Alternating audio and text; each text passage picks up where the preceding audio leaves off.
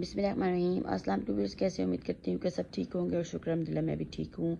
तो व्यूअर्स, जैसे कि आप सब जानते हैं कि आपके साथ रेमेडीज़ और रेसिपीज़ शेयर करती हूँ और दुआओं का भी एक सिलसिला शुरू किया हुआ है। तो व्यूअर्स, आज की वीडियो की जो सिलेक्शन है वो है आसान सदका। बाज़ व्यूअर्स, हम लोग चाह रहे होते हैं कि सदका देना और हमारे पास पैसे नहीं होते और दिल हमारा बहुत चाह रहा होता है कि हम किसी की मदद करें। तो व्यूअर्स, पैसों के बगैर भी मदद की जा सकती है। तो आज की वीडियो की सिलेक्शन जो मेरी वही है कि सारे बहन भाई जो इस वजह से परेशान है कि वो सदका भी देना चाह रहे हैं और वसाइल नहीं बन पा रहे हैं उनके पास सदका देने के, उनके पास रकम मौजूद नहीं है, तो व्यूअर्स उसके बगैर भी सदका हो सकता है। ऐसी बात नहीं, सदक़े का बहुत ही आसान तरीका आज मैं आपको बताने वाली हूँ, जिससे कि आपकी ये मुश्किल भी हल होने वाली है और सदक़े का सवाब भी व्यूअर्स मिलने वाला है। तो व्यूअर्स, चलिए आइए वीडियो को शुरू करते हैं।